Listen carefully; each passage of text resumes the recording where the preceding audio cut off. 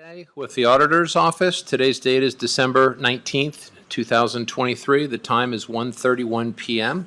I want to go ahead and call this meeting to order. In attendance are Commissioners Brooks and Commissioner Matari, and Commissioner Duncan is on the telephone. Are there any changes to the agenda? Hearing none, I will go ahead and open up for public comment. Do we have any public comment? Okay. Just come on up to the podium and just please announce who you are.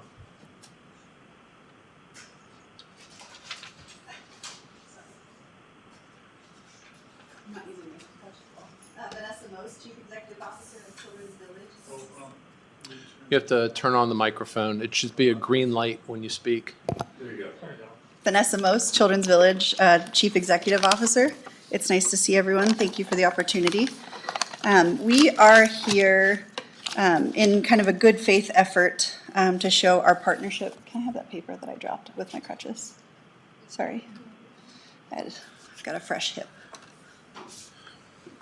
I appreciate the opportunity for a public comment. We are working and still look forward to learning more about how we can meet the grant requirements with your great grant team. We've sat down 288 business days ago. We gave the team, after our first meeting, this 111-page payroll submission in an attempt to meet the needs of the grant requirements. 3 weeks later, we were told, we were working very closely with the grant team. We were told that this payroll report wouldn't be sufficient. And so then we went back to what they had asked for, which was a payroll report for the entire agency of Children's Village, which was by paycheck, by staff, with an ACH confirmation. And so that was the last we heard of the preliminary funding. I brought with me our wonderful volunteer, Pam. I don't know if you want to slide that out a little bit. Pam, she's a retired nurse, helped me cut and paste 400 pages of documentation as we understood it to be what the grant needed. And before we were able to submit, we were alerted that the rules had changed. And so, of course, we were working with our great grant team to try to figure out a way to satisfy the grant requirements.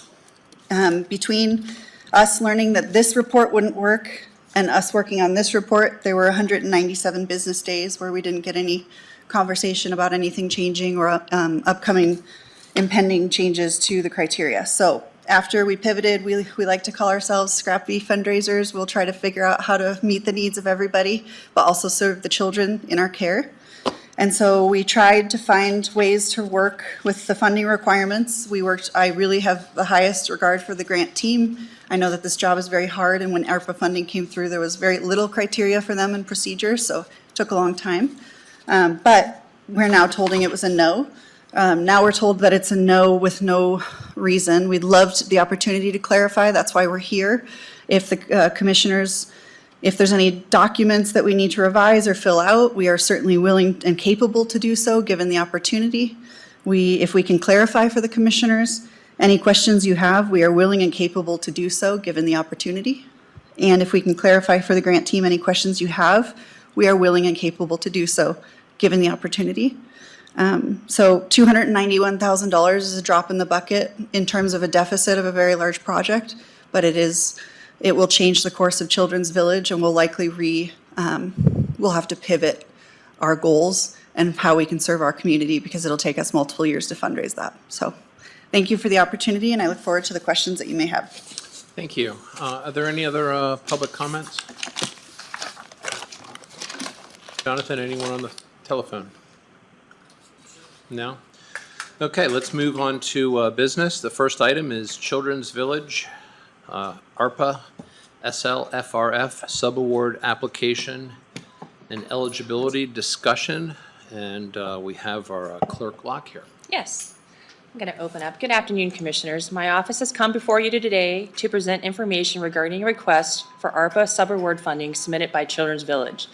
On June 15, 2022, the Board of County Commissioners approved a recommended portfolio of projects for Kootenai County ARPA's funding, including a premium pay category project proposed by Children's Village. Children's Village was selected as a subrecipient based on the importance of the program that they provide to the children and the families in Kootenai County. Children's Village is without question a worthy organization. A subaward agreement was required of all selected subrecipients to finalize their project structure and the funding. Such agreement required approved by the county's legal counsel and executed by the Board of County Commissioners. As a receipt of ARPA fundings, Kootenai County must be responsible stewards of ARPA funds and ensure that all projects and all subrecipients are fully compliant with the United States Treasury's rules. Non-compliance could endanger current and future county grants. And then Kat was going to go in a little more detail from compliance. Okay. Afternoon, Caitlin Smith for the record. In order to craft a compliant subaward agreement with a full project structure, ARMO did provide Children's Village with complete and detailed descriptions of the information required just to finalize that subaward agreement and project structure. That was provided in emails and across 2 separate meetings between September 9th of 2022 and November 16th of 2022. That spoke both to the requirements that would eventually be relevant to their reimbursement requests, but more immediately to what was needed just to complete their subaward agreement. This information was never provided by Children's Village, and therefore no subaward agreement was completed and certainly was not executed by the BOCC. ARMO reached out to Children's Village by email on August 21st, 2023, after United States Treasury made a change to the rules for ARPA funding.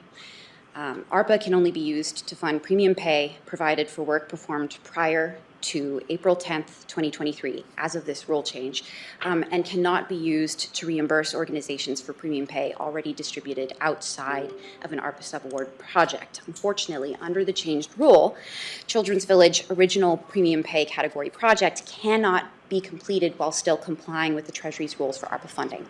As a nonprofit organization providing assistance to children and families, child care, behavioral health care, Children's Village was and is still potentially eligible under the following eligibility categories in Treasury's 2023 interim final rule.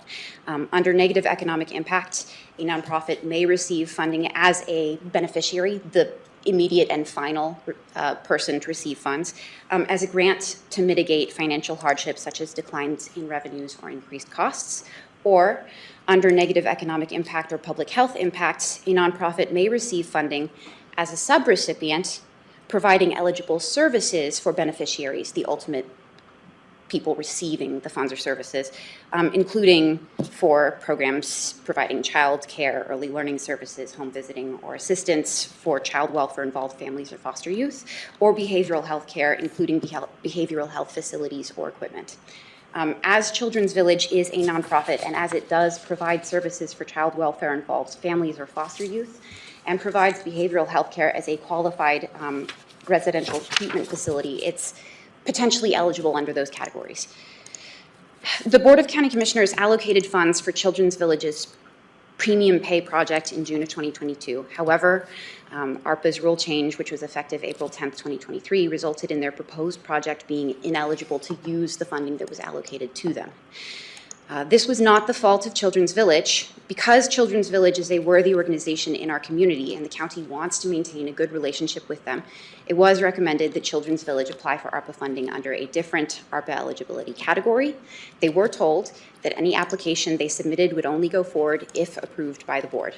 They submitted an application, which you are in possession of, under the negative economic impact category for funding to them as a beneficiary responding to a financial hardship that they experienced. The application has been reviewed by legal counsel and is being presented to the board for your review as we told them it would be. The application is also on today's business meeting for board decision on whether that submitted application should go forward or what the next steps should be if the application in its current form is not approved to go forward. The legal opinion that we received in summary says that based on the figures that Children's Village provided to us, it didn't appear that they had a decline in revenue or increased costs during the public health emergency in comparison to their base years of 2018 or 2019. This is not us saying they definitely didn't. It's us saying based on what we were given, we can't see it. It's not sufficient to support that an award in their requested category would be compliant with the Treasury's rules. And that's just the category that they applied under. I outlined the other 2 categories that still may apply to them. Okay, thank you. So I just want to make sure that we're all clear here. The last correspondence was around November of 2022. In April of 2023, the Treasury changed the rules. Is that correct? We are not clear on when the Treasury changed the rules. They notified recipients of ARPA funding later that year in the summertime. I believe it was mid to late June that they actually informed recipients of the change. Okay, so, but there was a change. Yes, And then, as a result of that change, RMO reached out to Children's Village in Correct. August to alert them of this change. But you did not have a application to review prior to that notification in August. their original application for premium pay was submitted in 2021, but we had no negative economic impact financial hardship application at that time. Okay, so then it was resubmitted for a different category. Correct. Okay, great. And there still may be an option or two that can be investigated moving forward? Correct. The difference is those options that are not under economic hardship are for the costs of programs that they run. It would be structured differently. Okay, all right, good. And just one thing I'd like to just point out, just to clarify for the record, is that yourself and two other folks who had worked in RMO are now reporting to the clerk. And so we're in a transition phase right now. And until that phase is kind of completed, you're going to continue to operate under the clerk's supervision. And I just want to make sure that that's clear, that the clerk is no longer, is not running RMO. Okay, that the clerk has 3 people from RMO that are reporting to that position. Correct. So, As of Monday. as of, this yes, day. yesterday. Yesterday, yes. Yes. Commissioner Brooks, Commissioner Duncan, do you have any questions? No, I just want to know specifically from legal counsel what we can do to make this right, if there's anything. Okay, Pat Braden, Civil Deputy Prosecuting Attorney for the record. To begin my response, I'm just going to read some excerpts from the applicable regulations. These are the Treasury regulations for the coronavirus state and local fiscal recovery funds. 31 CFR Part 35 Subpart A, and the operative section is section 35.6, which is entitled Eligible Uses. Excuse me. And the beginning of paragraph small b states that a recipient may use funds to respond to the public health emergency or its negative economic impacts if the use meets the criteria provided in subparagraph B1, or, and this, the word or is very important here, is enumerated in subparagraph B3.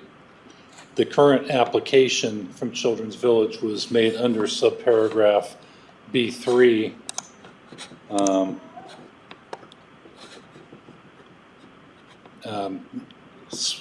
Small Roman numeral II, and then capital C. And I'll go ahead and read what that says.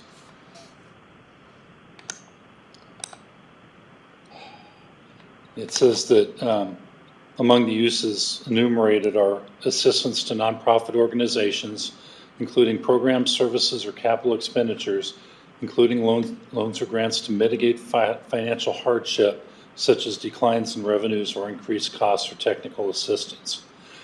Now, when I looked at the figures that were provided to me from RMO that were provided to them from Children's Village, I could not see where they had declines in revenues or increased costs overall over the period from 2020 through 2022 as compared to the pre-pandemic period of 2018 through 2019. And I stand by that analysis and conclusion, but that's not necessarily the end of the world for Children's Village in terms of receiving ARPA funds. Subparagraph B1 has criteria that for identifying eligible responses to the public health emergency or its negative economic impacts.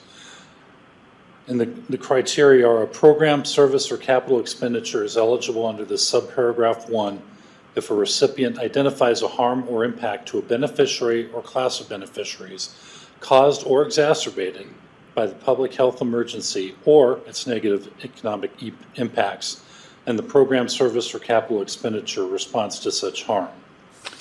And then going on, subparagraph II, a program, service, or capital expenditure responds to a harm or impact experienced by an identified beneficiary or class of beneficiaries if it is reasonably designed to benefit the beneficiary or class of beneficiaries that experienced the harm or impact and is related and reasonably proportional to the extent and type of harm or impact experienced. So I think an application by Children's Village under these criteria may be able to be approved. It is not dependent on demonstrable financial harm the way the other criterion is.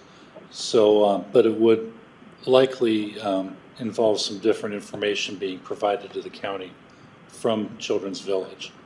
So with that, I would probably recommend that we take this item off of the agenda at 2 o'clock with direction to staff to seek a new or revised application from Children's Village under this this paragraph B1. Isn't it true that ARPA is not all spent at once? Correct. We have until, when is it? We have to commit it by 2024? Yeah, 2024. December 31st, 2024. Okay. Everything needs to be under a contract or subaward agreement by December 31st, 2024. Yeah. And everything must be expended by December 31st, 2026. Yeah. Thank So you. we have some time to reconsider this, but Well, under B1. it's very encouraging. Commissioner Duncan, do you have any questions or thoughts? No, I think it's laid out fairly simply. Just, is there a deadline to get this new application back to the clerk's office just to make sure that we have the information to make the decision or determination in time to adhere to all the guidelines that we have to? Well, we definitely want to work with Children's Village. We were thinking of a deadline of February 15th, but we also can reach out to them to see if that is something they can work with. So February 15th, we'd like to see the application, and part of it, not all at one time, right? We wanted to have things submitted to make sure that it was on the right road of approval, right? Yes. And probably prudent just to Legal try to get, sufficiency. probably prudent just to get information sooner in case there's any questions, so there's some time for back and forth Yes. with that.